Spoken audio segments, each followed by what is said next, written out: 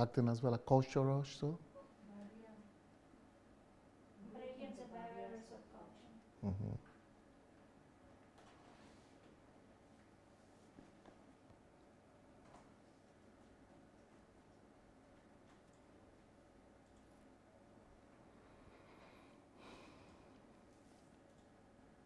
Hello, everybody. Sunday Adelaja here. How are you all doing today? Just want to present to you a new program today. Huh? Hello, everybody. Sorry, please. Somebody was distracting me here. Just wanted to present to you a new program. I mean, another program. One of our other program that we are doing, which is it's going to be an amazing program today. I believe it's going to be an amazing program because, this person is become the person I'm having as my guest today is become a Facebook and social media sensation in our own class and doing so well, so consistent and, raising issues that are absolutely reformational. She's bringing reformation to the minds of people, to the church, to the culture. And so I want you to go and invite your friends and family today. Just go and invite as many people as you could get. Let's go ahead and get as many people on board as possible because this particular program is going to be enlightening. Is going to be very interesting for all of us that are going to watch. So go call your friends and family, go tag them. And I have Elizabeth Aina with me today. Elizabeth Aina from England, from London, England. She's a young lady, 20-something, young lady that is decided not to be a biomass. A young lady that has decided not to be a mouse. A young lady that has decided to be a man, to be a personality, to be a world changer, and to affect a generation for God, and not be indifferent to what is happening in our world, not just to be an audience, not just to be a follower or somebody that doesn't have any effect in our generation, but she decided to leave a mark in the sand of our generation. So, hello, Elizabeth, I know. How are you doing today? Hello, it's Dr. Sunday. Good evening. Good evening. Welcome back. Nice to have you today. How are you doing today? I'm fine, thank you. I hope you're doing well as well. Yes, doing very well. Were you able to finish from work on time today? Yes, I did. I finished like an hour ago, so it was good. I had enough time to get in, relax. Yes. Beautiful. What about you, sir? How is everything with yourself? Everything is great. Everything is great. I was busy today, so I went to town. We was doing some business in town. Then, just before I came here, I was working out. Oh, wow. So just finished working out before coming out to be here. What provoked this exercise? Yeah, because it's summer, and since it's summer, you have a lot of sun outside and all that. So you go to take advantage of it, especially here. Most of the year, it's always cold. So when you have summer, if is working out, then what am I doing? No, you are too. Because DSA is an old man. DSA is 50-something years old. It's just like twice your age.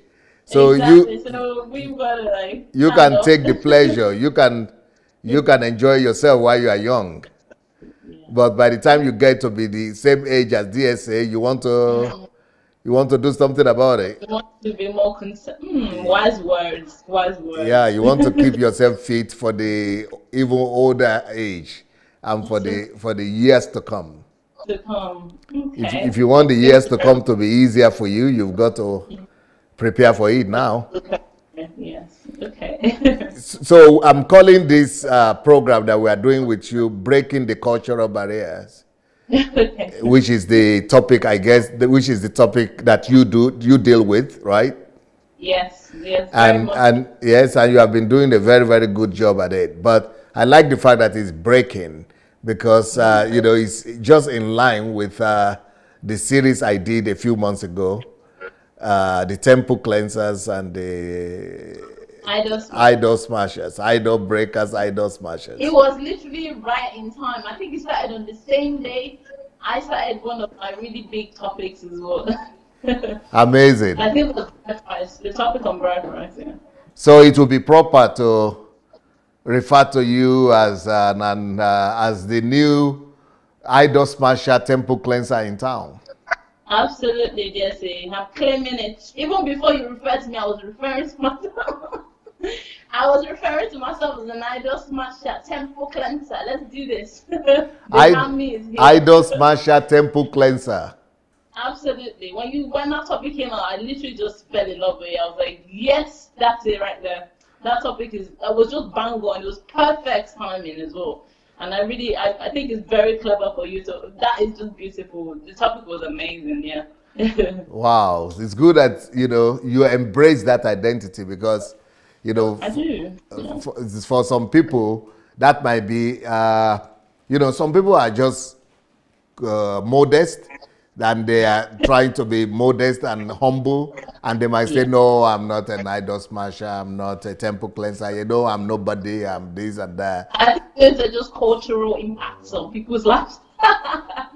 Cultural bondage. Yeah, it's part of the cultural barrier and bondage that you are breaking. That's what I see as, yes, absolutely. It's more like you'll be sort of systemized into sort of a way of thinking. So you're used to that sort of, even when you can't help it, you know, just subconsciously, you act according to the way you've been programmed. So it's the programming in people's minds, and it literally is all about we getting into that mindset that, okay, this is the programming that we've had our whole life, and just come out of it. The moment you decide to come out, you can come out, but it's up to every individual, you know, to understand that. I think obviously it comes to exposure. Like I always say, it's about exposure. What do you expose yourself to? If you're exposing yourself to such environments that they're constantly talking about cultural things, and you know, obviously then it's not easy for you to sort of just come out of it, you know. Except you're one strong person like that. It's not very easy. Yeah. So if you want to really transform your mind, you've got to transform what you listen to. You've got to change what you're hearing as well. It's gonna make you a different person. Yeah, I'm very, very encouraged. I'm very, very inspired by you and by what you are doing. In fact, I spoke with someone recently who said he's a pastor himself, and he's been a pastor like maybe 15 years or so, and he's been a minister for over 20 years. And but still, it's not been easy to overcome the challenge of coming out. Wow. To do a broadcast like you are doing. Ordinary broadcast. So, you know, it's not as ordinary as, I'm sure the first time you wanted to do it too. It's not ordinary. It's not. Yes, let me not lie. Yes. Yes. It is now that it's ordinary to you. I understand that.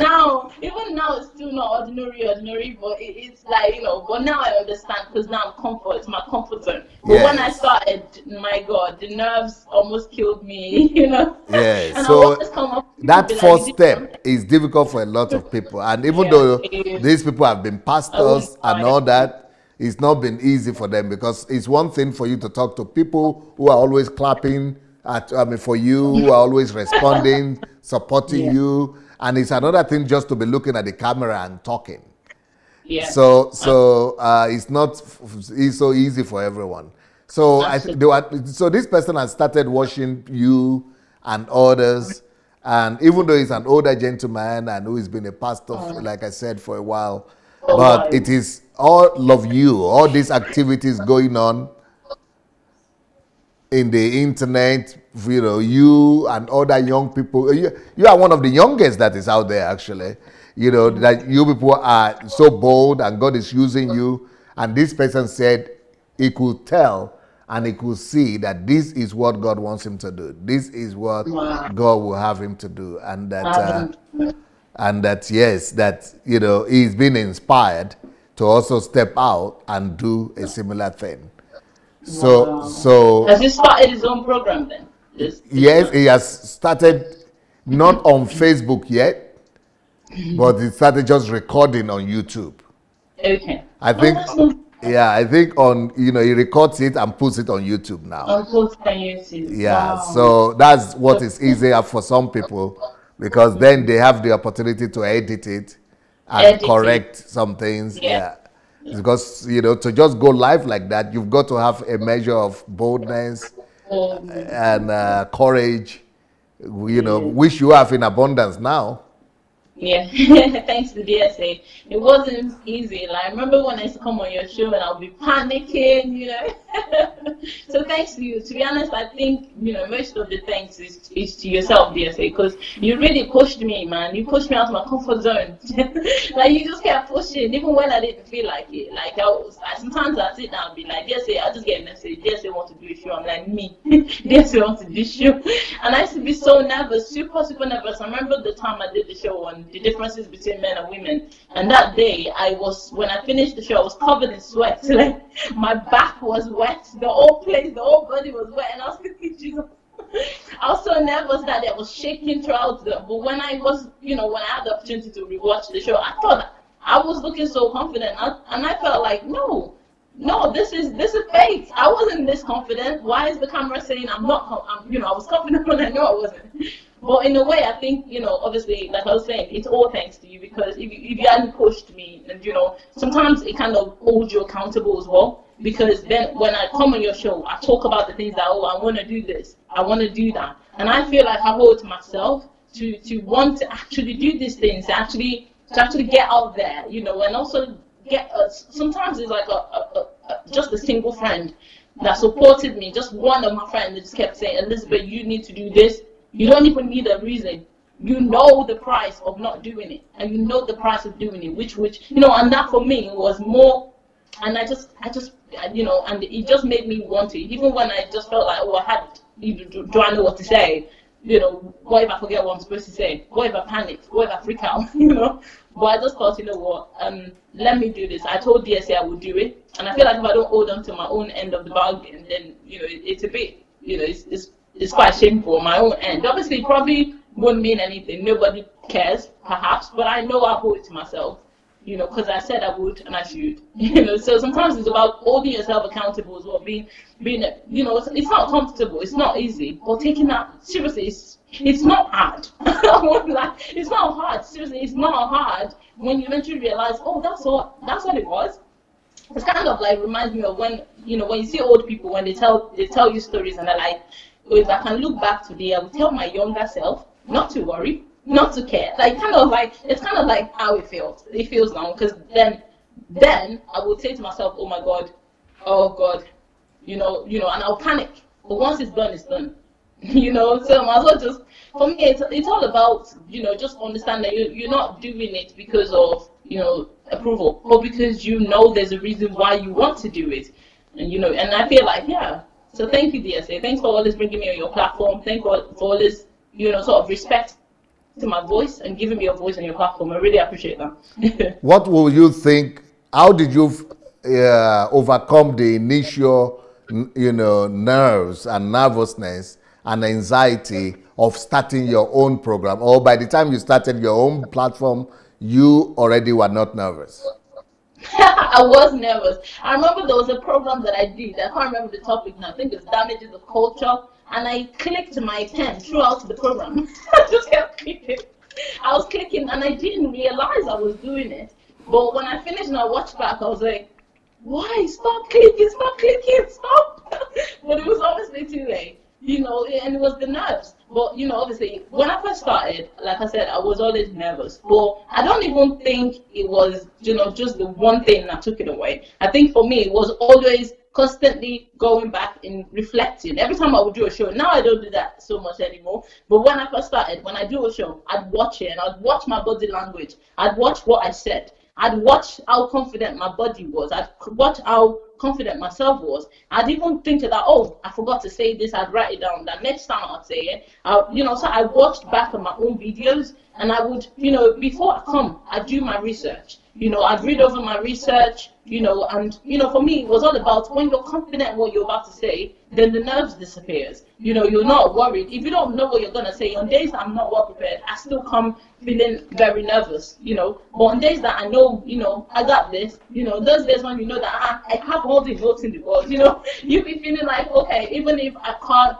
it gets to a point where I forget my trail of thoughts, I can just go back to my notes and read something of it just to jog my memory, remind myself of where I was. So it's always about being prepared. For me, it's all about preparation. So constantly I realized that preparation works for me well. Planning ahead, going over my notes, and watching my videos, because then it helps me towards the next day. It helps me to know what I did yesterday, or what I didn't do, or what I should do, and it sort of it helps me to correct myself. I have people that still send me emails like, why you always doing your hair like this, and for me, I don't actually realize I'm touching my hair. So all those people that send me messages and are like, oh, why you always touching your hair? I don't realize I do it. And it's so funny, because when I watch my video back, I'm like, oh, I was touching my hair a lot. Then I'm like, I didn't actually remember. Even when I'm doing it, and I don't even, because I'm so comfortable. I feel like it's the comfort as well. One of the dangers of being comfortable. So sometimes what I do is, sometimes I tie my hair back. Somebody gave me the idea of tying your hair back, because that way, then I'm not so conscious of it that it's disturbing me. So when I realize, okay, my hair is pushed back, then I know that I'm more confident. I concentrate more. I'm not so worried about it. So sometimes it's taking feedbacks as well, taking feedback from people, and sometimes you just dismiss some irrelevant feedbacks because you're like, mind your business, focus on the message, and but sometimes, it's, for me, some of them are distractions. So you take the good ones, and obviously you dump the bad ones, and you just carry on going. So I think for me, it's about being comfortable over time. Obviously, like I said, that came over time, and it came with a series of constantly repairing myself. Yeah. Now, you are so young, you are in your 20s. What Yes. I've discovered, I've discovered this with a lot of people, both here and out of Ukraine, and in Ukraine and outside of Ukraine. Many people, ladies, girls, who are in their 20s, they are not so confident about going out, stepping out into ministry by themselves. Maybe either to pastor a church, or start and head a ministry, or go ahead and start a program like yours, because it seems this is just like almost a natural consequence that because you are young and beautiful and attractive, you will definitely be attracting the young men and people who might not be so serious, who might not be so dedicated to listening to your message, but they are actually coming to hear you. They are more interested in you than in your message. And even on our own platform here, DSA platform, some people have complained that once they comment too much, they comment or they call, that they begin to have some messages come to their inboxes of people trying to talk to them like as a single woman and things like that. So did you encounter anything like this? Absolutely, DSA. I think one of the things that I learned from you is one thing I've learned, when I first started, watching you back in 2016, was whenever I send you a message, you would reply. So that's the thing that most pastors don't reply like this. Most people, especially those who classify them, consider themselves high and mighty, they think that, why should I ever have to reply anybody, or you have to pay me or to pay somebody to get to me. So I thought, the initial time I sent you a message, you wouldn't reply. So I do this thing where I actually open all my messages, so I don't actually ignore people. So I'm not trying to be all, I don't care. If I receive a message, I read it. I don't necessarily will reply you though. It doesn't mean I will reply. So when I get a message from someone, I read it. Is it standard? Is it normal? Is it something that should be sent out to myself? Then I read it. And if it's something that obviously it is, I shouldn't give a reply to, a response to, I just delete it or ignore it or even block the people. So I've had to block people, I've had to delete, and I've had to ignore sometimes, because sometimes it's just, it's just people, even if you're not even on Facebook or doing, as a young lady, it's only normal that men would come and then, approach you. They see you, so they want to talk, and they want to attempt to make a move. So I think it's about being able to discern that this person genuinely is sending a message from a true heart, and then this person is sending a message from a bad with a bad intention, and just know what to do. And so sometimes it's just when people say, "Oh, you did really well," just be like, "Thank you," and that's enough, and just move on with your life, So I think in terms of like, why don't young ladies start up their own, programs? Because of the fact that people. I don't think you should let people put you off just because you're gonna be. If you want to start up a church, you've got what it takes. Then go ahead and start up. If you want to start up any sort of program, you've got what it takes to start up. Or if for me, it's Facebook. I don't want to be a pastor or anything like that. So I'm okay with just my platform. Well, I'm okay with my platform for now. There are other things I want to do in the future. I don't think pastoring is one of them, but obviously other things I'd like to do.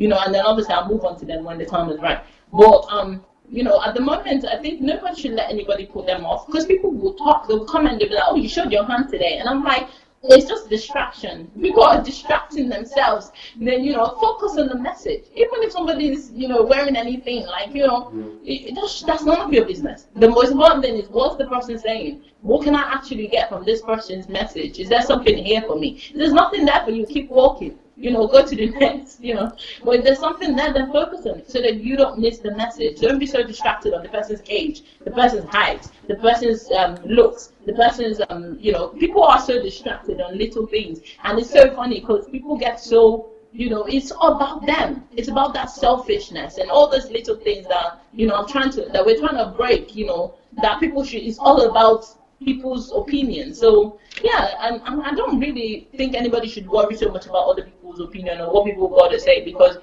you just stress yourself out trying to please everybody. You can't please everybody. It's too much stress. It's very, very interesting that you noticed that and you have passed that exams because that exam, because the religious people have an incredible attachment, and it's like they are just magnetized by anything physical, anything external.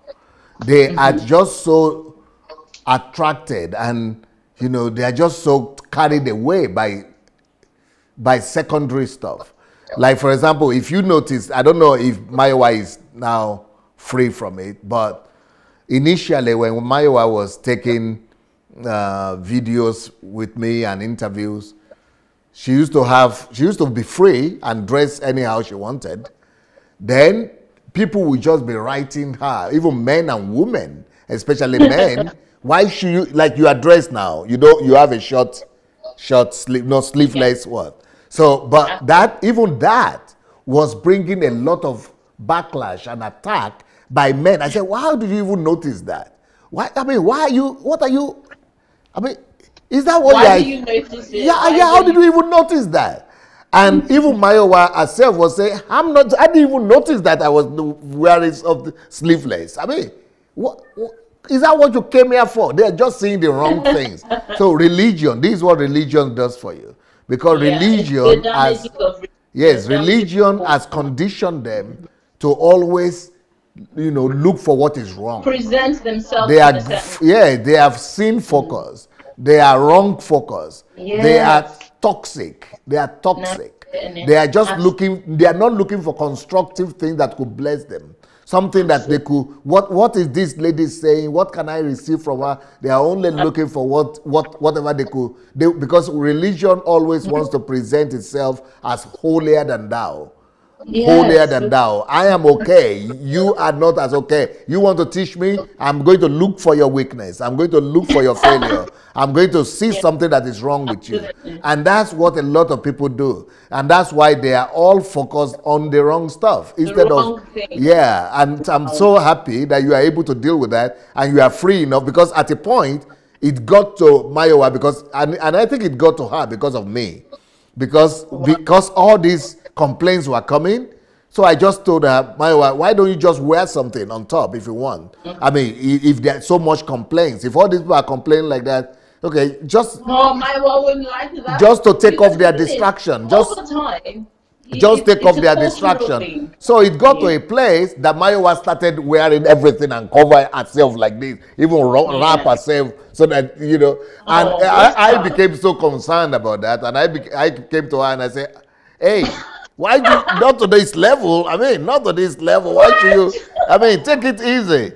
So Oh she, you know, I no! think she got angry at, so she just said, no, I'm just going to, no. Oh my But God! I think she's, I don't know, I've not seen her latest videos, but I hope she's free. I think she's free from that because I thought she's now wearing anything she wants to wear now. Oh my God, bless my Yawa. You know, over time, DSA, it's a cultural thing, and it's also a prideful spirit. It's like rebellious.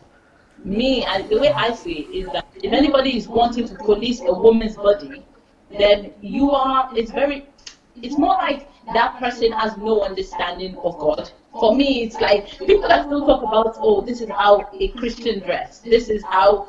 No, this is certain way that a Christian dress. Obviously, there's something you call modesty. Obviously, you gotta look okay, but it's not to the point where you're policing a woman's body and telling her this is what you can wear and this is what you cannot wear. You know, the thing is, it's a free world. Everybody's entitled to what they want to put on them. But unfortunately, religious people and cultured people have a mindset that focuses so much on dressing that they spend all time looking at what she's wearing as regards to what is she saying, which is so sad. So people are distracted. It's the wrong mentality, the wrong mindset, the wrong focus system, the wrong focus on the wrong things that it's got nothing to do with you. So I think over time, this whole thing needs to stop. I think over time it will stop because people will realize that you cannot keep policing a woman's body. It's nobody's business. You know, you shouldn't have to do that. No woman should have to hear it, or you wore lipstick today, or you did your hair like this today, or you wore your clothes like this today. Come as you are. The Bible says come as you are. If you want to come naked, it's up to you and your God.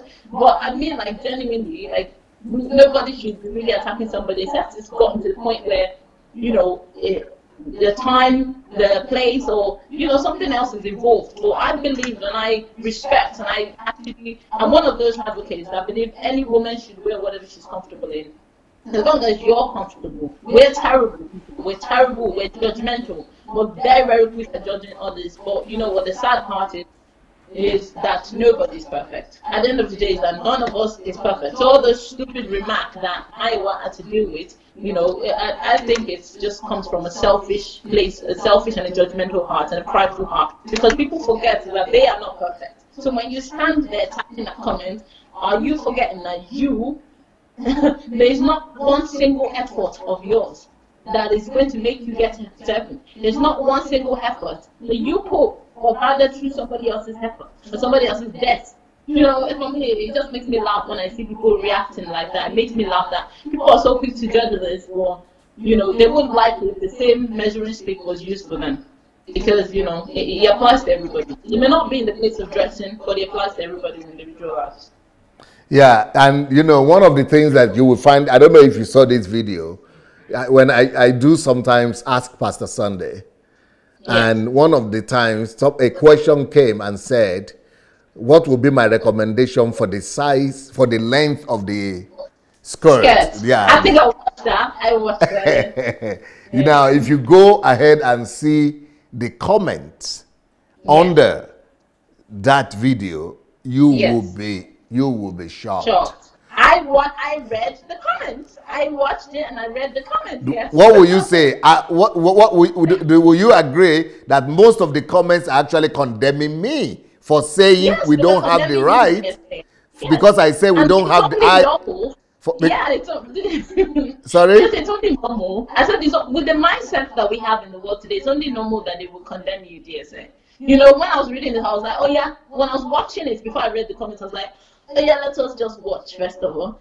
Well, let's listen to DSA's answer. Then DSA was like, DSA said this and this and this. And then I was like, let me shall go and read all the comments because I know I'm about to read some feedbacks to your opinion, because nobody should be saying, oh, this is what it's none of your business, you know. And people are coming and saying, shouldn't a pastor be able to tell his members how long and how short their skirts should be? I was like, if the pastor's life agenda is what a woman brought to church, if the pastor comes to church, come and be using tape rule to measure women's length of their skirts, Then our pastor, I'm worried about that pastor. I'm worried that he might be focused on the wrong message because it's none of his business. As a man, you are telling me you're a pastor, you're a man of God, and it's none of your business what someone wears.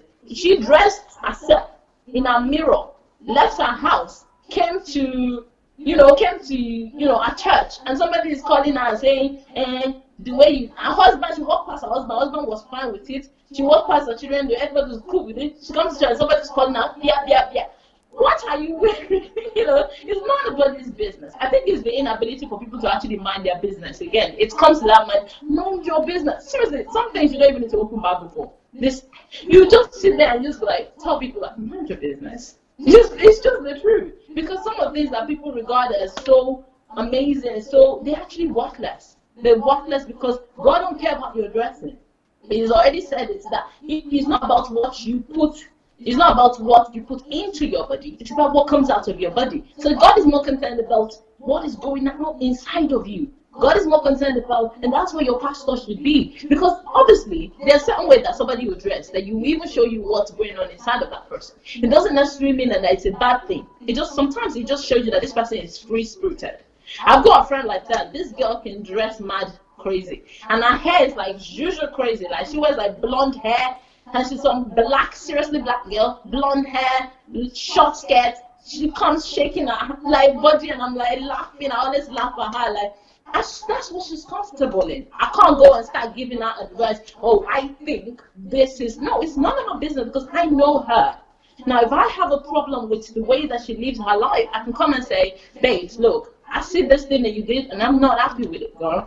I can say, oh, I can see that you've done this, you're focused on this. Why is this your priority? Why are you doing this? Why are you acting like this? And then we can talk about that. Because genuinely, these are the things that impact the world. These are the things that comes out of her, and I can see that makes an impact in the world. But her dressing it's particular to her. Obviously, if we were going to a children's school, there are certain ways that she might want to dress or, being around people, but I still think that nobody should have to call her and stop and say, why are you dressed like that? We've got to respect people daily. If people genuinely have a mindset of God and a mindset of Christ, I think people would respect people more because they will understand the kind of people that Jesus rode with. Like somebody that broke the jar of, and poured, the thing on Jesus' head.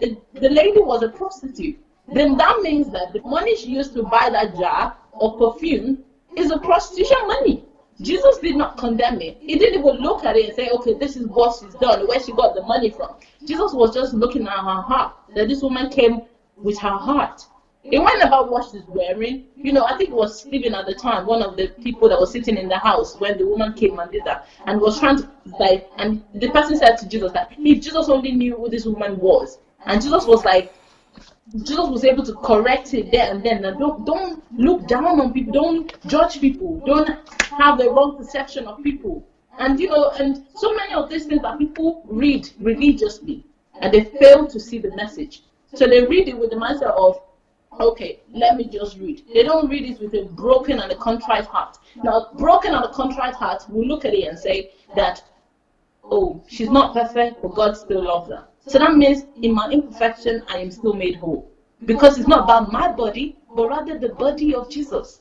When Jesus sees us, when God sees us, they don't see your body, he sees the body of Jesus. Now that's where the focus should be. But people don't read to understand. They don't read to digest the message. They don't read to carry to understand and to get to know God. They read to because with the fear that they already have of God.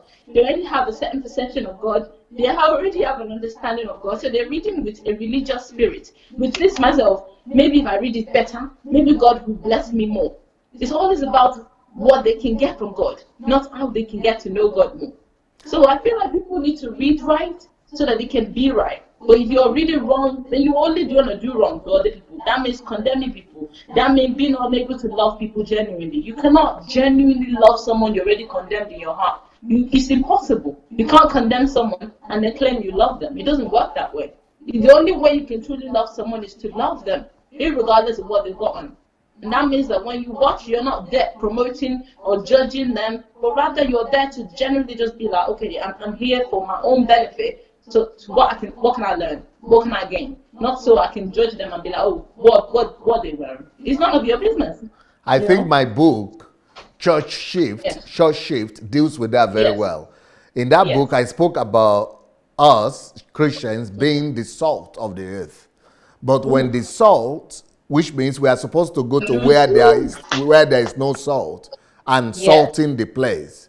So we are supposed to leave the sachet and go out there. But if we remain in the box, in the sachet, in the salt box, and we are over salting ourselves, so we begin to Ooh. just, because we are doing the wrong things, we begin to irritate ourselves. We are too much, and we are not doing what we are meant to do. We're When we supposed are to not do. facing our occupation, our calling, when we are not facing our mission, we just focus on ourselves and end up condemning and looking for all the wrong stuff. The same thing is like we are the light of the world. We are supposed to be looking to lighten up darkness. But when there is there is too much light here already, it becomes a diminishing returns. It becomes to begin to block the eyes and blow our eyes. We begin to see the wrong things, and we begin to lose our ability to be effective.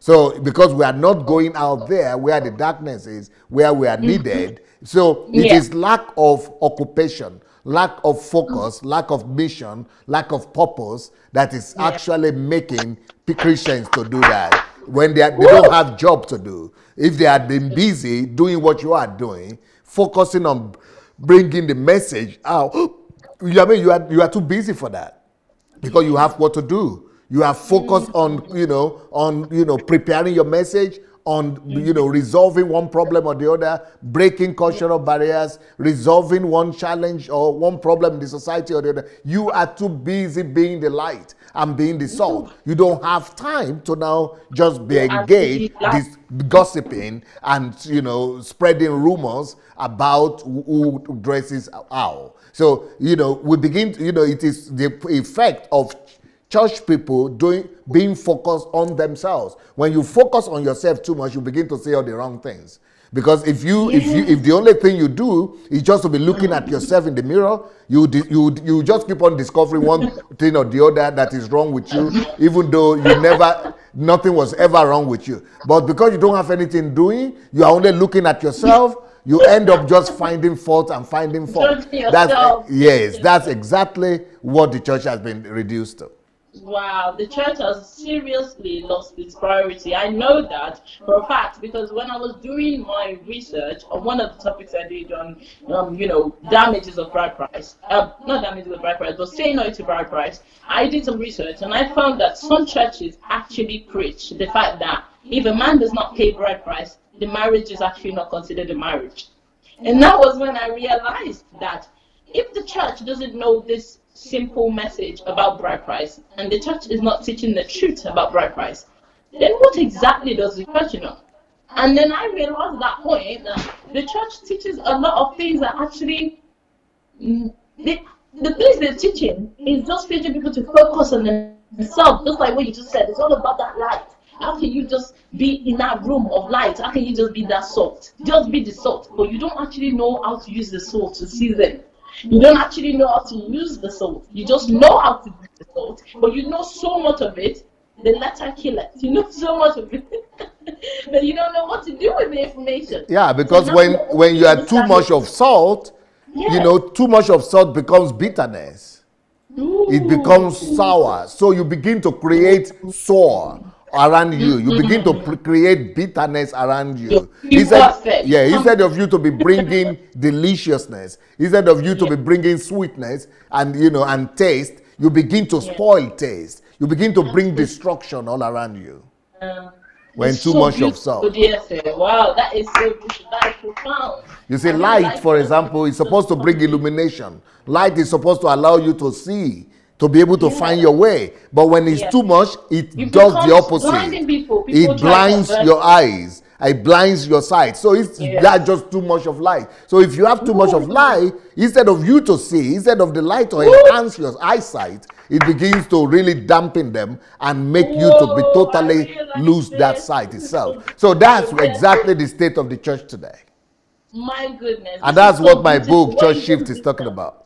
My God, this is brilliant. You know, when you were saying is what I was picturing is when you're driving DSA at night, you know, on the country routes in the UK, they have like there's no lights on the motorways, there's no lights on country routes, but you've got something called an headlight. Everyone's got that. So basically, and then you've got the full beam. So you can put on your full beam if you're the only one in that darkness. But if you can see a car from like a mile away coming, you've got to turn off your full beam and just put on only the headlight. So now, when the car goes past, you put your headlights, your full beam on. You're not allowed to have the full beam. He's not allowed to have the full beam. As soon as he sees the light from a far distance coming, he's got to turn off his full beam. And as soon as you see him, you've got to just imagine both of them left their full beam on, and they're coming. There's a potential for a clash because they both cannot see. The light is good when you're alone, shine, but when you see someone else, you've got to tone yourself down. Wow, isn't that brilliant? You're still shining light. You can still see, but you're being a blessing. You're helping the person to see what's going on. You're helping the person to see you, to avert danger. But as soon as both of you put on and you're both being selfish, it becomes all about you. And then there's massive danger, a clash. Both of you lose your life for no reason. And then your life becomes meaningless. For me, when you were saying that's just what I was picturing in my head. That is just the practical example of exactly what you just said. When light becomes, you've got to know that you're light. You've got to understand that you're light, and you're light for a reason. But you've got to function you're supposed to function according to the environment. You're supposed to function to be a blessing, not function so that you can shine and show off and be prideful about it. It's not about showing off. You've got to be able to understand that there's a reason why you have this life, so that you can discern good and evil. But a lot of people have been so consumed and they have lights, they want to get more, and they just keep it to themselves and it benefits nobody. What you've just explained is brilliant. Well illustrated in my new book that I just wrote, which is called False and True Understanding of Love. Now, love, you see, this light is supposed to be working with love. Yes. Salt is supposed to be working with love, just like the light, the beam, the short one and the beam that you're talking about. So if you don't have love, and you just love yourself, that which is false love, and the only person you're thinking about is you put on the full one, and the other person put on, you make life difficult and miserable for yourself and for the other person. That is lack of love. Even though the light you have is supposed to benefit you, that's why the book is talking about false love. So false love is the love that focuses on you. False love is the love that is focused on the church, on your denomination. The false love is the church love that is focused on your man of God. You know, false love, that is what we have been taught. False love is the love that is focused on your family, on your children, on your husband. All that is false love. So the love that we are being taught in churches is false love. So that's the problem we have in the church in Africa. And that's why I wrote this book, False and True Love, Understanding of Love. We've got to have true understanding of love. And then we've got to know what is false understanding of love. And that example you gave is just perfect. Wow, GSA, false love. I have never heard false love as a term before. That is brilliant. It's the first time in my life I'm hearing false love. That is beautiful, because when you were saying, I was like, what is it saying? False love. Did you actually write a book on that? Yes, that is brilliant. Because I just wrote a book on that last week. It just released last week. My goodness, that is so brilliant, because that it just literally connotes everything that a lot of people know of love. The kind of love that many people give is the kind of, it's just the false love. It's so true. There's no genuine love because they don't actually know how to love them. That's what I'm always saying to people. If you don't know how to love you, you can't love someone else. If you don't understand the reason, if there's no purpose behind anything, then the impact is defeated. There's no result. It just becomes meaningless. When it's not genuine love, it can never be genuine love. And that's the problem. A lot of people don't actually know what love is. So and in relationships too, especially for you as a young lady, exactly. Most people who will ever come to you that they love you they're going to be operating in false love, And they Yes. will not even have an idea. And a lot They of don't. ladies that end up marrying, they are actually marrying to forced love without recognizing it. So that is why marriages and relationships become catastrophic. And that's why I would like to encourage everybody that's watching this program, go download that book for free. It is there Wow. on, Kindle Unlimited. Amazon Yeah, Kindle. Amazon Kindle Unlimited. If you are Yeah. registered for Unlimited, Kindle Unlimited, you can read it for free. I mean, it's a topic that you will never hear anybody talk about. When was the last time you heard anybody talk about forced love or true love or the difference between them? But the people don't even address it. They don't even talk about Yeah. it.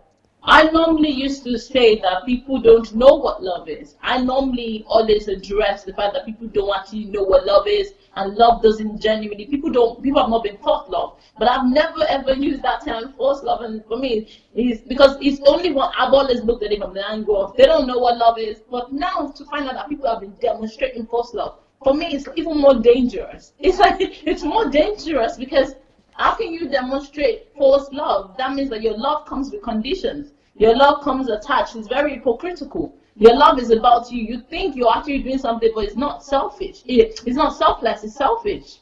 It's about what you can get for your own benefit. Wow. Yep. Yes, this is just brilliant, profound. Well done, Jesse. I'm very moved by this topic. That's I just want you wonderful. to tell us about some of the barriers that you have been breaking, some of the cultural Yeah. barriers. Can you tell us some of the topics that you have addressed, since Oh. you started your broadcast? I started since I started my broadcast. I started with damages of one of the things that the ones that are broken barriers and breaking barriers. One of the ones that I talked about is I talked on damages of culture and damages of religion, and people, for me, that was like the small start for me. And for me, people felt like, what's going on, like people, I had a lot of calls during that time, like, what's going on, Elizabeth, why are you doing this, stop it. And I just ignored a lot of calls, a lot of messages, and I just carried on what I was doing. So the next one that I then did after that was I did another one that I did that was then captivating after that would be Say No to Bride Price, which is one that I've been really, really seriously advocating for. And a lot of people have been asking questions about that one, like, but why are you trying to stop something that is our cultural norm? Why are you trying to stop something that is the way forward? That is the way that it is done in our country. Why are you advocating it? And trying to get people to understand the danger of damages of paying bride price. People still don't understand, because for me, initially, I didn't even start with Say No to Bride Price. I wanted to do something that will tackle, that will talk about, what was I going to talk about? Talk about violence against women. I wanted to talk about something that will address and will end violence against women. But then I realized that there's nothing that we can tackle until we go to the root of our problem. For me, it was like trying to find those leading fundamentals sort of promotes and sort of the general practice, those little things that we do that actually aids violence against women. So I always knew that I didn't agree with bride price. So I decided to do more research into bride price. So when I did my research, I started reading more. I read about the Bible. I read what the Bible had to say about it. And I was realizing that a lot of things that bride price actually promotes is actually wrong. I've discovered things like, for example, why Abraham, at the same time when he ask the Bible, Abraham is the example, is always the ultimate example. When people talk about the fact that Abraham sent his servant to pay bride price for Rebecca, it was always okay, but Abraham did it. Why can't we do it? And then when I read about what Abraham did not only pay bride price. Abraham sent, Abraham sent his servants to go and choose a wife. Number one, that's already unethical. So he had to pick a wife for his son. The second thing that he did was he asked, that's two things that he already did wrong in that verse. He already did two things wrong right there. And then he told then the person then, he now said that, he should give something. He gave a gift. He didn't give it as though it was bride price, and he didn't give any money. He gave them things that were gifts. So when I started reading, I was like, okay, so this person that people are actually saying he did bride price, and he didn't actually do bride price. He gave some gifts. Fair enough. But it wasn't bride price. The people that actually gave bride price in the Bible would be the people that the person that raped that raped the sister Jacob. of Jacob's family, but that was, they only asked for circumcision so that they can kill the other family Oh, that okay. raped their sister, Jacob's sons. Dinah. Yeah. Yeah, Simon. they, Simon and exactly. yes. Yeah, another person that prayed right was Jacob when he had to work to marry Rachel and Leah. And then Yes. when you read about what Laban did, Laban actually did it, for his own selfish gain. And his daughters, Rachel and Leah, were very displeased with their father from his actions. And then you read, and then the Bible then talks about the fact that bride price is actually is what you pay. If you read in the Bible, like, is what you pay when a man rapes a woman. In the book of Deuteronomy, you pay the father of the bride, of the woman you raped, 50 shekels of silver, and then you marry the woman. So I was thinking that, okay, so bride price came with all these negative. Beautiful. It's good you discovered that. Beautiful. Negative backgrounds. And why are we still practicing all these things that are so unethical? We talk about wanting change. For me, I've always had this mindset of universal, what do I say? It's very, very interesting. Universal worldview. So that means that if one thing is right in one country, it must be right in every country. That means that, even though we don't like the fact that our culture is changing so much, as people be like, well, why must we change everything about our culture? The thing is, if something is true, then it must work everywhere. But the reason why we like all these countries that are so attractive to us is because they know what is right for them. And they do these things, not because they enjoy it, not because it's fun, but because they understand the impact on their country as a whole. For example, equality between men and women. They understand the economical impact of promoting the women. They understand what it means for a country that is underdeveloped to have a nation that is that is unequal in terms of gender or any other factors, age. They understand that it's very, very dangerous for the economy. So they stop it. And that's the same thing, such as things like bride price. You will never find that here in the UK. In fact, it will be classed as a crime. It will be a scam. It will be malicious payment, and the person will be charged to court if he's ever found. But these things that are actually considered wrong, and in certain countries, is what is promoted as our culture. So many things that we promote as cultural, as religious, they're actually very dangerous to our system, to our growth as a nation, not even as family, but as a nation. Because when you, as a family, do one thing, you may think, oh, it's just my family. But there's so many others that are doing it, and it's impacting negatively on the country. And it got me thinking more. I realized that I've read more about, but why do people want to take bride price? So I started understanding that term wife has always been used to relate to women. Wife is women, it's always been used to relate to women in a way that the wife is seen as a domestic staff. So with the intention, when the parents have this mindset that my daughter belongs to me.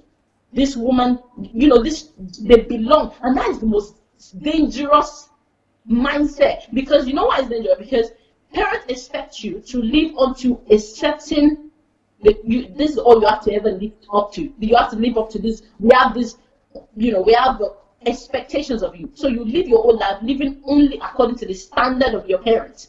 So that means that your whole life, you will only ever live up according to somebody else's standard. But nobody owns anybody. So nobody should expect anybody to live according to their own standard.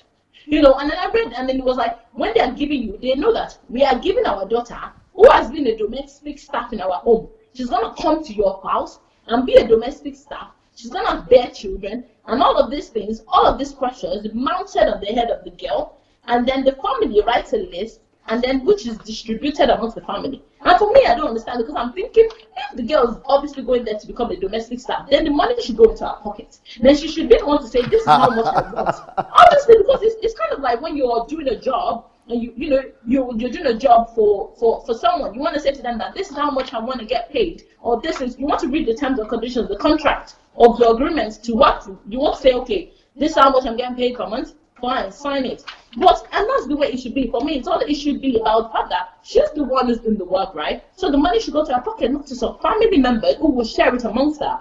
I dug deeper, and then I found out what was going on in Zimbabwe, what was going on in Kenya. Like, women have to, if you get out of a wedding in Zimbabwe, you know, one of the things is that you have to return all of the bride price to the husband, even if he's mistreating you. As in, one man beat his wife so much, he set her on fire. And the court still said that she needed to pay that money, the bride price, back to him before she left that marriage. Now the lady went to her family and said, please help us raise, let me give him all the things that he paid for me back. The family said, where do you want us to find it? Go back there and become a better wife. Some people tell me that even in Nigeria, in the eastern part of Nigeria, that we have a similar culture too in eastern part of Nigeria.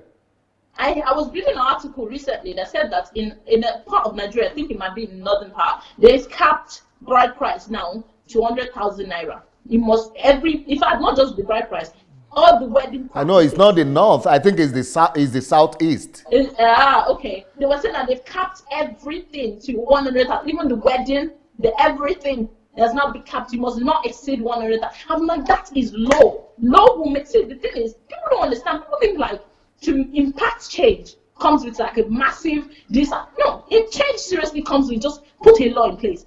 That's it. Put a law in place that no bride price must be paid for a woman, or even if family wants to pay bride price, then the groom price must also be paid. But what kind of stupid price can you pay on someone?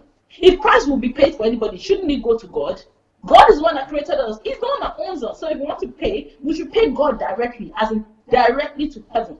We should send the money. For me, I don't think anybody should be saying, oh, I'm collecting bride price. And that's why I feel like bride price has contributed in, and it's psychological. It's psychological because people don't understand. They're like, oh, but it's nothing. Well, it is something. You have to understand that it has impact. Because the thing is, for example, if I buy a phone, I always say to people, if I buy an iPhone, if I go to shop, I buy an iPhone, now I come home and I smash the iPhone. iPhone will not come home looking for me. He will not come home then. They will not come and say, oh, where's that iPhone you bought from us last week? It's none of their business because I already paid my money.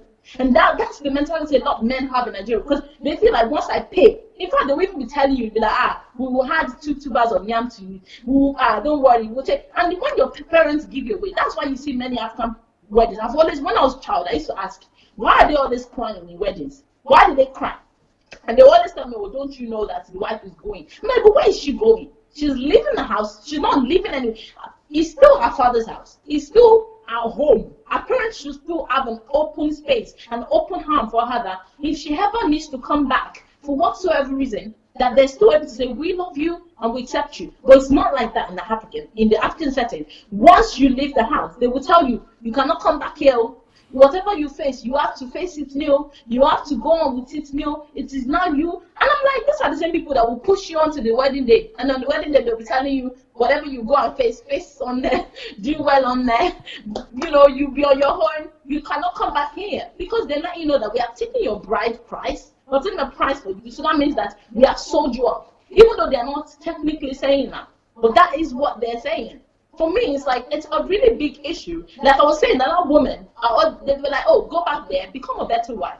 That's the same thing that happens in Nigeria. When something that you go to your parents, like that woman, I did a video on, I think it was during the time I was doing the bride price, or no, it was when I was doing a topic on God does not forbid divorce. And I showed a video, not a video, but an article of a pastor in Nigeria, a redeemed pastor, who stabbed his wife 79 times, a pregnant woman. 79 stabs. My God. It's in the articles and everything. And this guy, the parents, when they interviewed them, do you know what they said? They said, oh, the lady would come home, but they always say, go and be a better wife. They didn't know at the time. When she kept coming home, he would beat her mercilessly. She would run on. They'll be like, go there and become a better wife. She would come home mercilessly, big high, black high. They always say, go back. Because there's this sort of guilt that comes attached to the fact that you paid something. And people are always asking me, but in other countries like India, you know, they pay dowry. That means that the family of the wife pays the family of the man. I'm like, that's even worse. Because in the mindset of bride price, you are objectifying the woman. In the mindset of dowry, you are subjectifying the man. That means you're making the man high and mighty. It's almost as if you beg to marry him.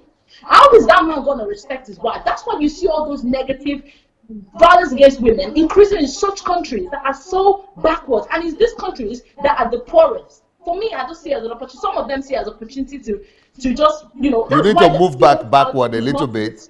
You need to move backward a little, yeah. Okay, the female child is not respected in the African homes because when a woman gives birth to, I watched a video recently as well that will show me that when a woman gives birth to a male child in some African homes, this is how the man reacts. The man would buy his wife this, take her around the world. But when the woman gives birth to a female child, ordinary just taking the child and the woman to the hospital, the man was like, took his car, like, what do you mean? Like, drove off. And I'm like, that's because they only see the female child as someone that would just, as a wife. Her whole life, like, she only amounts, there's this negative connotation that comes with that. The female child is just not good enough. The female child cannot do this. Some people will be like, oh, there's no need to send the female child to school. Send only the male child to school. And these things, they actually happen. And it's because of all these things like, oh, she belongs to somebody. She belongs to somebody. She's never been given a personality. And for me, that is just very, very sad because we don't actually know the root. We don't know the foundation to a lot of things that we say we practice today. And, other things that I talked about, saying no to God does not forbid divorce. I also talked about, religion and poverty and why is Nigeria poor. And, we're looking at the fact that 176 countries in the world, 25 list of the list poorest, 25, of those, all of them religious. And Nigeria is the poorest of them all. For me, it's just like, it's a very sad reality. Because we're not even thinking that if we can get rid of religion, I swear we can get rid of poverty. And if we can get rid of poverty, we can get rid of religion. Because the only reason people pray so much in those countries and rely so much is because they don't feel socially secured. They don't feel that their pocket is secured. They're always looking for something. We are looking for, and they don't feel like, oh, I'm safe. So they feel like, if I can't get the security in the world, let me just give up and get the security in the heavens. So for me, it's a very sad thing, because when I talk about religion and poverty, then you get a lot of Christians coming out and like, well, why are you hammering religion? The Bible says, seek ye first the kingdom. Forget all the other things. And, it's very, very sad, because I told them that it's because we've lost our priorities. We've really misplaced our priorities. Yeah. Beautiful. Yes. I wrote 2 books that I think will really address this situation. One of them is called, Am I Ready to Be a Wife? Or Am I Ready to Become a Wife? And the reason for that book is to set the girl herself free, the baby girl, the lady, the woman free. Yes. And this is not just for young girls, but it's also for married women or married women. Oh, that yes. they themselves must be free. They must be self-sufficient. They must be whole as a human being. So that's why I wrote that book. I hope you are seeing that book on the screen now. Are you showing the book? Am I ready to become a wife? So that is for the girl. It's my first book in English, I think, about the lady, about women. So it's just perfect because it addresses the freedom. So if a lady is free in her mind, she would not allow herself to be sold. She would not allow herself to be marketed. She would not allow herself to be turned to an object or to a product. Wow. So, but a lady, we need to work on the women themselves. Secondly, there's the second book, which I think also addresses this situation, and which is what is happening, which our culture has done with us. This is what our culture has done with us, and this is what also the churches have done with us. And I think you are going to find this book very, very funny and very, very funny. It's called A Man or a Mouse. Wow. A Man or a Mouse. A Man or a Mouse. Now, A Man or a Mouse is the story, is a old book about how we have been conditioned to lose our personality, to lose our cutting edge as human beings. Everything is conditioning us to become mouse. The family, don't talk, don't say it, don't question it. They're conditioning you to become a mouse through life. Wow. You go to church, you must bow down to the BGO, you must bow down to the pastor, you must never throw any question, never ask any question. They condition you to be a mouse. You go to the society, you go to work, you have a boss there. Everything is conditioning you to be a mouse. To be a So that mom. is why I wrote this book, A Man or a Mouse. And Wow. it's a book that is campaigning for everybody to set themselves free. Free Yeah. yourself. Free yourself mentally. Wake up yourself. Become a man, a human that you are supposed to be. And when you see Yeah. the book, it's so funny. It has a photograph of a full man that has 2 hands, feet, Yeah. handsome man, looking great. That's what we are doing. We dress to Yeah. church, we dress everywhere, we go to parties, we look as if we are just the best. But the head is the head of goat. In you know Wow. in the eastern part of Nigeria, they have a goat meat. Some food they like. It's Iseu, I think they call it Iseu. Go It's the ahead. goat head, yeah. And that is what they have done to us in church. Woo. They've replaced our human mind and put goat head there. And most people don't even realize it. You see, the most problems in the world, you'll be able to resolve them when you realize that there is a problem.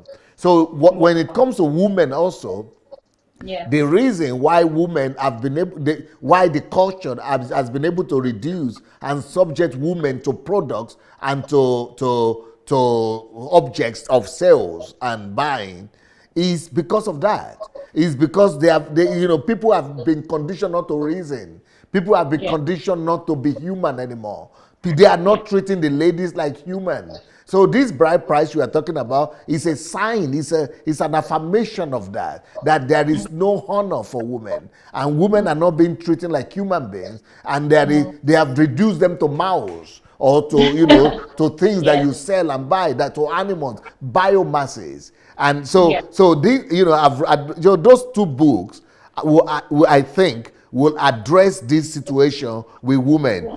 First of all, I'm addressing the woman herself. Who am I? Yeah. Am I ready Who for am I? marriage? Should I go in or I shouldn't go in? Let me know and discover myself as a woman. Then the second one is, even if you are not a man or even if you are not a woman, either you are going to be married or not, set yourself free, wake yourself Really. up and become a man. Reject the mouse mentality that has been Woo. put into you since you were born. So I would like to hear your opinion about those 2 books. I literally, what you were just talking about is so brilliant because it's true.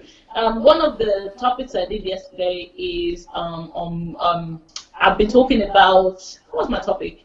It's been on the most important things in life. Okay. And one of the things that, of the points that we talked about is that if you can answer the question to 4 things in life, then then you're good to go. And one of those was, who am I? Why am I here? What is, I'm just trying to see if I can find it. Just 4 questions. Who am I? Why am I here? Why was I placed here? And I think, yes, what you're trying to do with that book, am I ready to be a wife, is, allowing people to go and find themselves. Yes. Am I ready? Am I ready? Yes. Most of us think we're ready. It's true. I'm not ready. Once you find love and you feel like, oh God, I found love. It's easy to just get carried away and be like, oh yeah, I'm ready for marriage. Because everyone's doing it, and you're of age. Everyone's expecting you to. Your this thing, biological clock is ticking. Everybody's talking about you, and you're just like, oh God, what do I do? So I think it just makes people panic and just gets themselves into the wrong. And again, it's all about value system. It's about it's about priorities. It's about knowing who you are.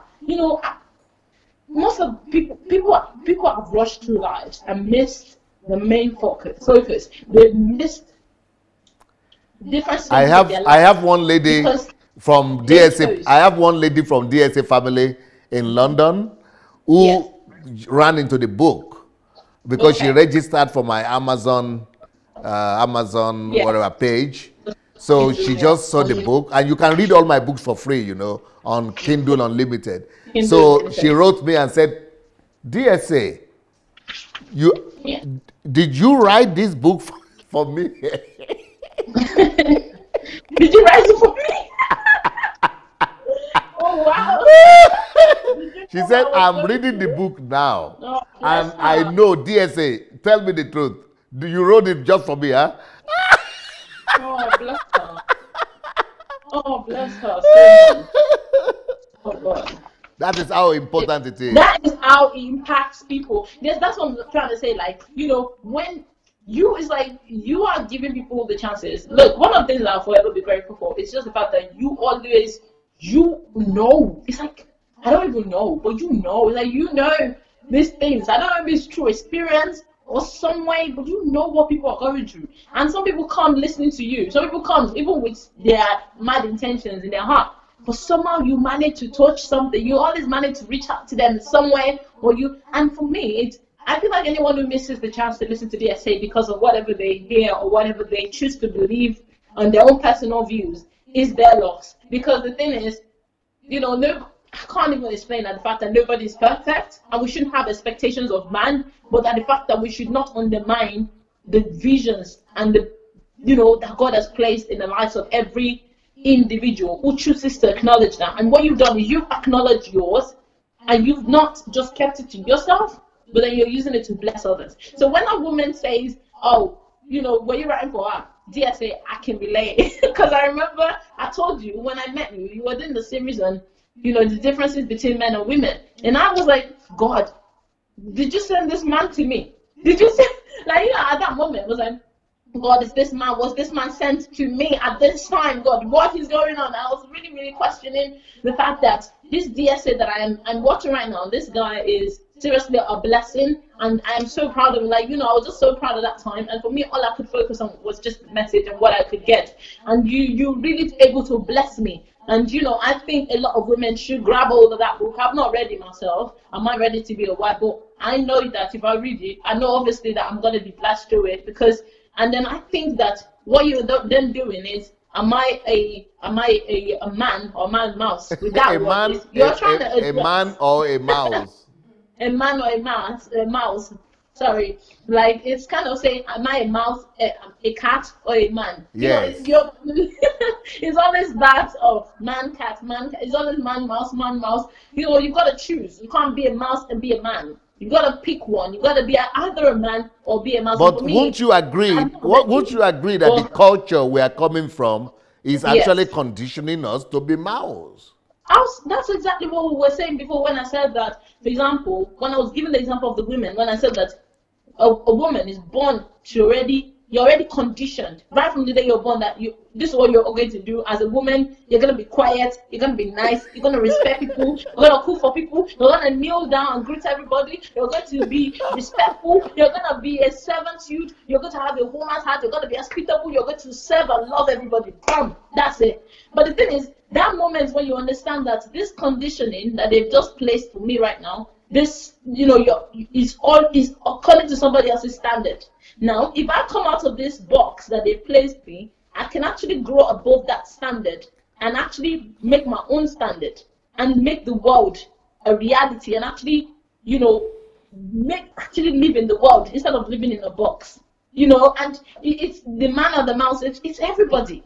Most people in Africa are conditioned. We are born with the conditioning. It just comes natural. It's like it becomes you just born and somebody told you this is what you're gonna do. You're gonna go to school. You're gonna get a degree. You're gonna become an engineer. You're going to get a job. You're gonna get married. You're going to give children, and you're going to die. They already told you that. And then you go to church, and the pastor comes there and tells you, you're going to come to church, you're going to pay your tithe, you're going to do this, you're going to sing hymns, you're going to read your Bible, and that's it, you're going to go. That's it. And you're going to die. Your whole life, this pastor that you've listened to, you held high and mighty, becomes your Lord. Because that's what some people even refer to their pastor as our Lord. And it's just that mental conditioning again. It's all about the mental conditioning. And once you get yourself out of that mindset, then you can truly live. Then that's the only time you can live. So yes, I do agree that a lot of people are conditioned. And that's why a lot of people cannot see, like I was saying before, they cannot see the message that sometimes I teach, or DSA that you teach, or anybody else out there who teaches people, they can't see the message. They're focused, they're distracted because they're conditioned. Remember what I was saying about Maya was dressing. It's all about the conditioning of the mindset of people. Somebody will be still thinking, judging Maya, writing to her and saying, oh, but you did this, but you did that, but this is about your life. This story I've heard about you, but why are you like this? They cannot see the blessing in Mayowa's life. They can't see the blessing that Mayowa is about to be in their life because they themselves are not having a blessing mentality. They are having a mindset that they they are supposed to just be light and shine, shine, shine, shine, shine. They're not having a blessing mentality that.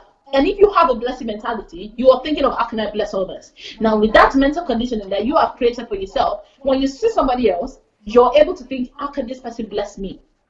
Now, people that are over religious only think, how can they, teach? How can they show people? How can they, how can they just rule? How can they be, how can they present themselves? It's all about them. How can they appear? What was other people's opinion of them? It's always the menial things of life, but not the greater things of how can I be a blessing? And then when you think of how can I be a blessing, then you become so broken and so selfless and so purposeful and so focused that you're able to think of when you see somebody else and you see the essay and you see my wife, you see whoever, you're not thinking what happened in their life, because what happened in that person's life is none of your business. I remember when Dr. Daddy Freeze started talking, a lot of people will be like, oh, why is Daddy Freeze talking? He's got these personal issues. He did this and he did that. And I don't know. I'm a very weird person. I always say to people, I'm very, very weird, because I'm the kind of person that somebody will be fat. Like, they'll be like, oh, but that auntie is fat. And I'll be like, which auntie? They're like, this auntie now. You're like, is she fat? I don't see. I don't know if it's the way God has built me, but I tend not to even see. I don't know that somebody has gained weight or lost weight. I don't really see those things. I'm very, very weird until somebody comes to me and says, but Elizabeth, did you not know this? I'm like, no, but the thing is, the focus should be on blessing mentality. When you have a blessing mentality, you don't even care about people's lives. You don't care. You just kind of think about what can I learn from this person? And obviously I always say to people, don't think of man as perfect, because nobody's perfect. I've seen lots of people that think, oh, because Elizabeth is doing this, she's such a good girl. And I don't have expectations of me, because I will seriously disappoint you. Because you'll be thinking, oh, Elizabeth is this good girl, and I will disappoint you. You see me someday doing something, you'll be like, Elizabeth, you'll be shocked. You will have a heartbreak, but I'll keep living my life because I'm living, and and you're just sitting there judging. Beautiful. So I think it's very, very important that that people have that kind of. Have you ever addressed any economic issue, with economic issue abounding on the board? I mean, on the culture or church?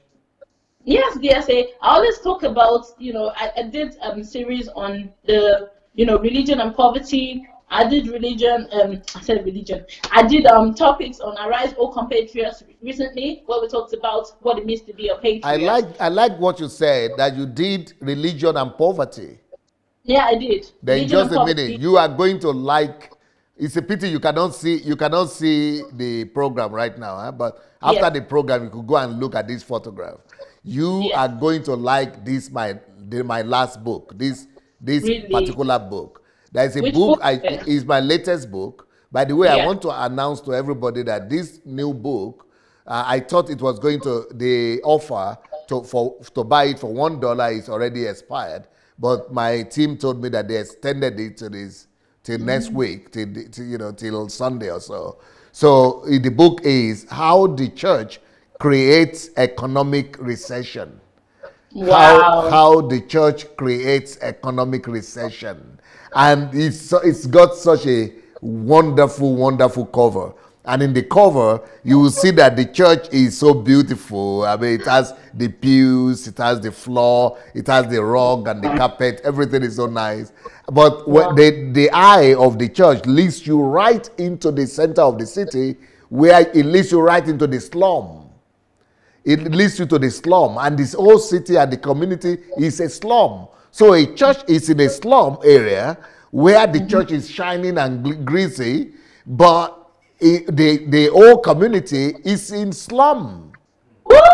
And the reason for that slum and for that slump and the poverty in that city is because everybody is taking all the money to the church as tithe and offering, this offering, that offering, prophet offering, faith offering, this offering, that so the church is actually acting as the vampire that is, extracting all the money and the resources of the economy. That's exactly what the church is played the major factor and the major role in Nigeria becoming the poorest country on earth right now. And this book explains why. Even the messages, even without collecting offering and tithe and all that, even the messages that are preached in churches, they lead to poverty. And they are the church is right now the reason, they are the ones who gave birth to the recession, the economic recession, the poverty, the abject poverty that is reigning in our country. So this book, I said I'm putting it just for $1 something. I said, let all your friends and family members who can get to the internet, go download it, just go get it. And of course, you could read it for free as well. But that's when it's released. You can really read it on Kindle Unlimited. But even if you want to buy it, it's just $1 something. Can you buy the paper copy, DSA? Yeah, you could buy both the paperback or the Kindle. But you know, but it's just so interesting that people we have to open people's eyes. That absolutely, you couldn't have said it any better. You're so brilliant. You know, there's an example that I used when I talked about damages of religion, and you know, one of the things that we talked about was the damages of religion and poverty. You know, is that we used the story of Robert Schuller of the Crystal Cathedral. Yes. You know, all the fact that when he went bankrupt, the old church went bankrupt. You know, it's kind of like that's what's happening right now. Is the fact that people are already living in bankruptcy in Nigeria.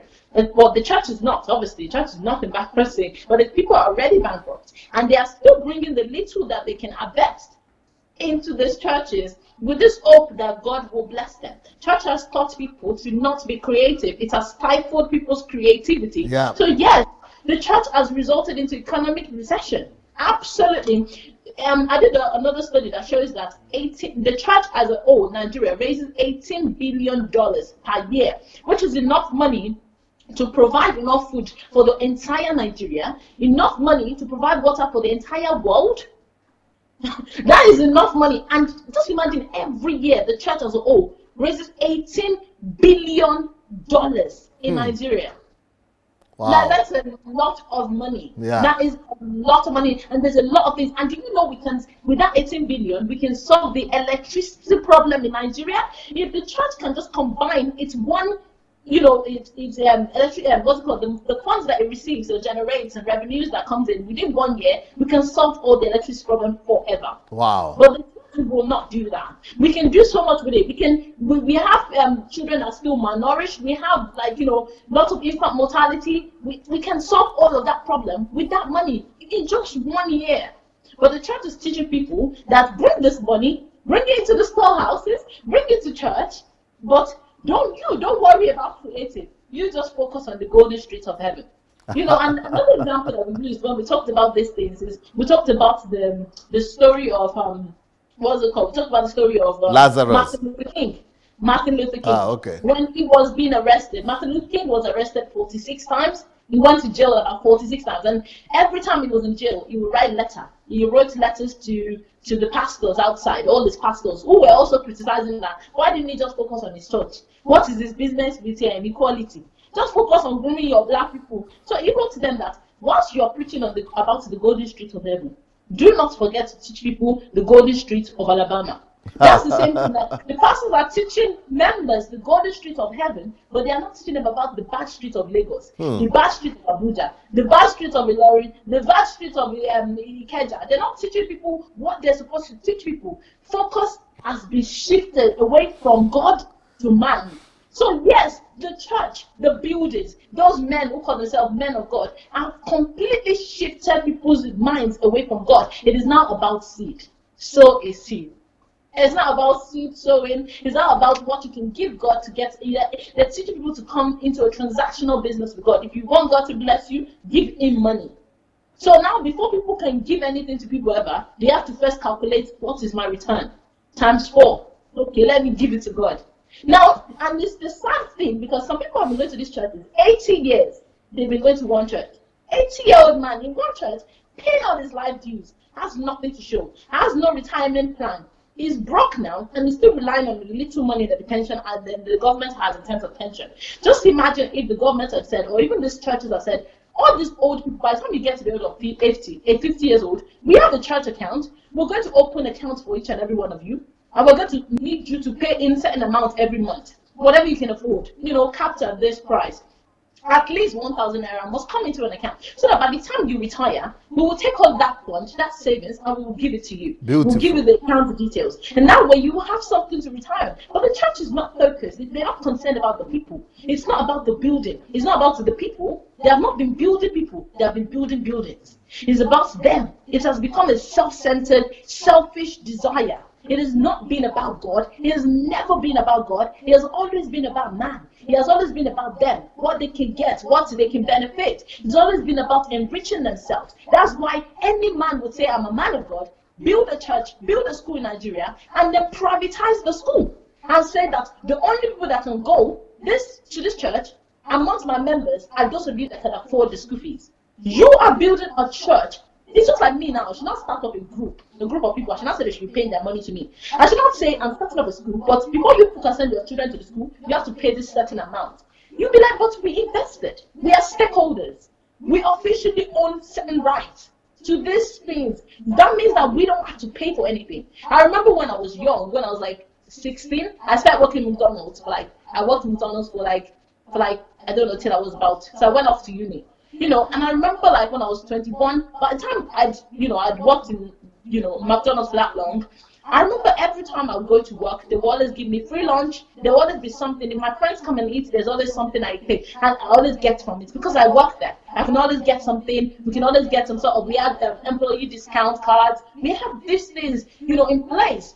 Promotional activity, to just encourage us that, you will belong to this company. And this is not a company that is even declining. They're not even saying we are stakeholders. We are just employees, and they still respect us. There are other companies I think there's corporation. There's another a shop that actually defines themselves and says that all of their members are stakeholders. So that means that they take responsibility for you. That is the way it is. You cannot put your money into something and not be expected to be classed as a stakeholder. People don't understand that these businessmen that people are saying they're churches, they're pastors, they're actually business gurus. They're very smart. They're very wise. They know what they're doing. They know exactly what they're doing. So when people come and they're like, oh, our pastors, I'm like, don't deceive yourself. These people, they are not your pastors. They are not your Lord. They don't care about you. You know what they are? Your con artists. You know what they are? People you should run away from. Like my mom would always call them. What did she used to call them? She used to call them one name like this. She always referred to them that this I'll see if I can. God of men. It. No, not God of men. She always used to call them a certain name.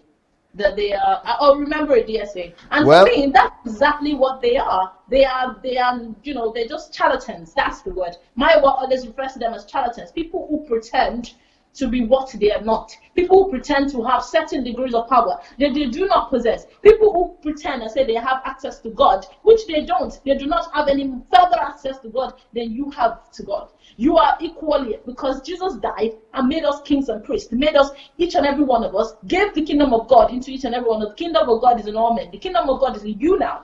You need to identify that. But people still think these men are higher than them. And it's just a very, very sad reality, because if we respect ourselves enough to say that I can respect somebody else, then we'll be able to we'll be a blessing to this world. If we just stop glorifying certain men, our country will be a better place. And the country doesn't understand the dangers of having all these religious practices that benefits nobody but the churches.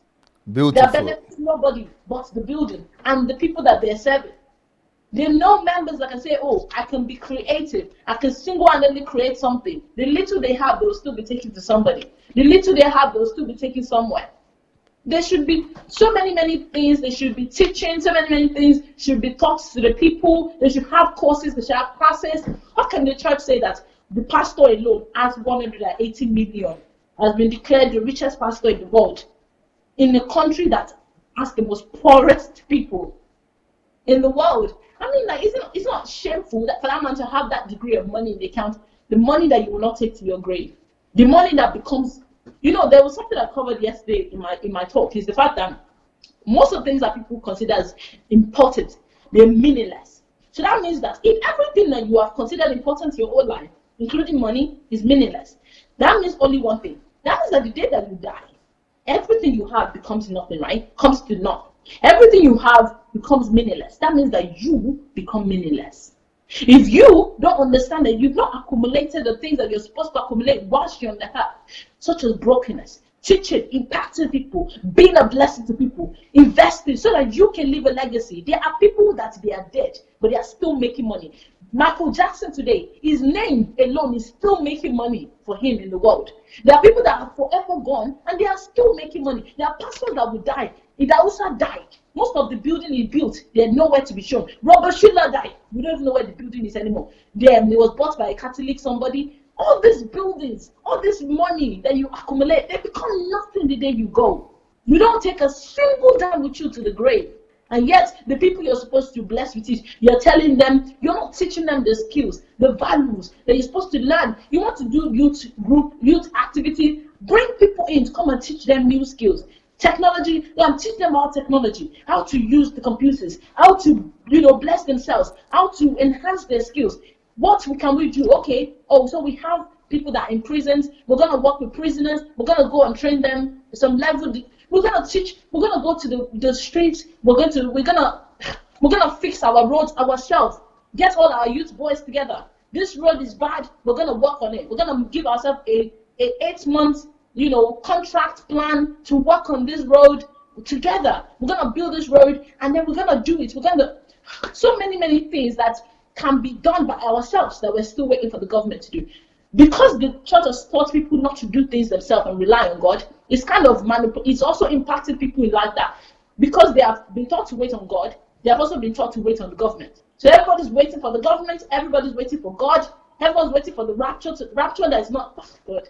Everyone's waiting for things that will not happen anytime soon. So they would rather stay in this poverty and go to these churches and be praising their pastors than to understand that the churches are stifled. As in, like, when you talk sometimes, or when I listen to you, and I'm like, this man is speaking sense, volumes and volumes of sense. This is a breaking point for us. Time to wake up. And I'll still hear people that are still not understanding, and they just don't understand because these things are so glaring in the eyes. They're just right there. And all we need to do is just open our minds and just understand that, okay, you know what? I need a broken spirit to help me grasp what this man is saying. I need to become so understanding of what he's saying and actually understand why he's saying it. But the thing is, it's so sad. There's always this quote I always use, which is quoted by Randolph Waldo Emerson, which says that, let me never fall into the vulgar mistake that I am being criticized, that I am being not criticized, that I am being persecuted when I am being criticized. Let me never fall into the vulgar mistake that I am being persecuted when I am corrected. When somebody is correcting me, let me not think that they are persecuting me. And that's the sad part, because people have thought that everybody is their enemy. Everybody is against them. Somebody's how to do them for. Somebody's how to get them. Somebody's how to destroy. So they have this mentality that anybody that comes to teach them something new from what they've always known is the enemy. So Africa has completely stopped learning. People have completely stopped wanting to grow. And I believe that, obviously, with more of these messages, I believe that there will be impact, because I can't lie to say that a lot of people that have joined your platform, DSA, I would say that most of us were in darkness before we came to, to be blessed by the light that you brought to us, because that's why a lot of people cannot associate and say that I'm a DSA follower, because they're constantly thinking of what people will say. They're constantly thinking of, it's like what we're talking about before, what we're saying that people have this mindset of, okay, this person has a past, this person has a past. They don't want to be associated with your past. And that's what you see, that's what you're trying to say when you say false love. Because people only love you when it's good. People don't want to be associated. But you have to understand that love even associates even with the negatives as well. Not just the positive. It's not conditioned. It is just for real. It's genuine, because you have a blessing mentality. And you're able to love the person enough to be able to, even when everything is not, you're still able to say, okay, I know this is it, this is it. But that's love, but not a lot of people can grasp now, not a lot of people can understand now, but that's the next level stuff. But yeah, for me, it's the church has contributed so much, and I feel like, I don't know what's in this book, how the church creates economic recession, yeah. But I know for certain that many people need to read this, that I need to read it as well, that just the title alone, sometimes you read the title and you already know what's going to be in there. You already know the kind of blessing that awaits you. Some of the titles you read and you're like, and then, but that's the thing about you as well. The titles are always well thought about, and they carry the message in them. They carry the hidden message that, okay, this is what is happening. This is very, very straightforward in its own. How the church creates economic recession. Now, somebody that is wise will come to the mindset that, okay, economy, how the church comes to create it. Okay, what can I learn? And how can we change this? If the church is creating economic recession, that's bad. What can we do to change that? But however, somebody that doesn't have a learning mentality of what can I learn, but rather has a mindset of just condemning, the light is too bright. That person will come and tell you, to already see it and be like, how can he be saying the church? Must he always be the church?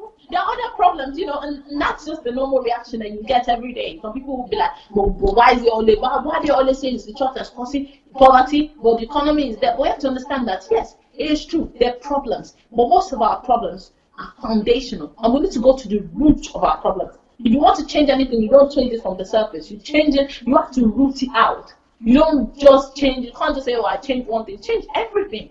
Then you have a brand new world, you have a brand new beauty. You cannot pour new wine into old wineskin. You will rip the old wineskin first. You have to chuck the old wineskin, bring in a new wineskin, pour the new wine, so that it can stay, it can contain. You cannot keep doing old things and expecting new things. You need to do new things to get new results. Thank you so very, very much. You've been on fire.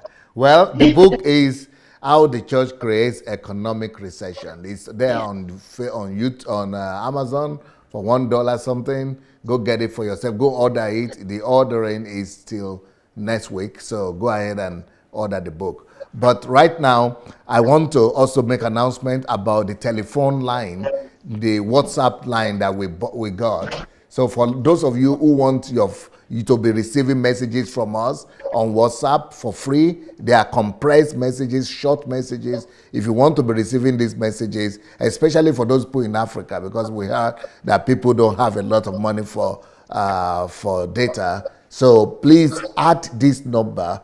This is our number. Add it to your WhatsApp number. Then you'll be receiving our messages. Or you could send to us all the contacts that you have that you want them to be receiving our messages every day from us for free. Please write this number down and send all those contact numbers to us, all those WhatsApp number.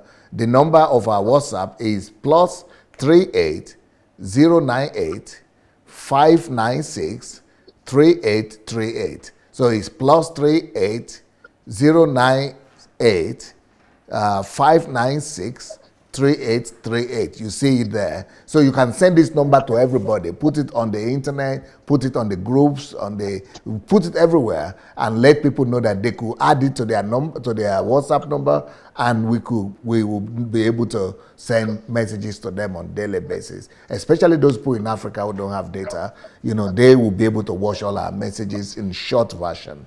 And then those of you who have read one book or the other from DSA, you want to do a review, be free to write to us on Facebook Messenger, either to me or to Move Agents, that you have read a book, you'd like to do a review. We invite you and bring you in.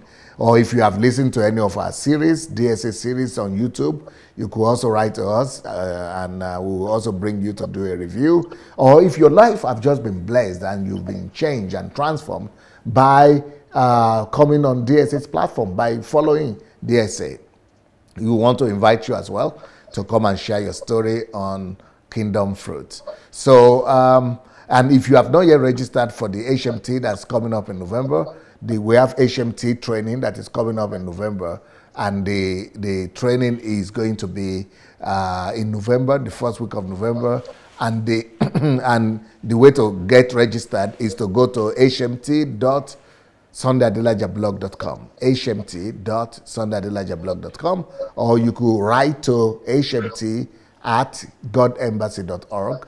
And so we'll be happy to have you here in Ukraine. And if you have not yet joined the mentorship class, I have a mentorship program which is free of charge for everybody that is willing. You could join the mentorship program by going to sundayadelajablog.com/mentorship. sundayadelajablog.com/mentorship. So this is it today. Our time is off. Our time is over. I just want to use the opportunity to thank Elizabeth for coming today. Keep on doing the good work, Elizabeth. Very, very proud of you. Kudos. Thank you, DSA. Thank you so much for this platform. Keep on smashing the barriers. I know, yes. So, you too, DSA. Thank you. Thank you so much. Blessings. Bye. Thank you.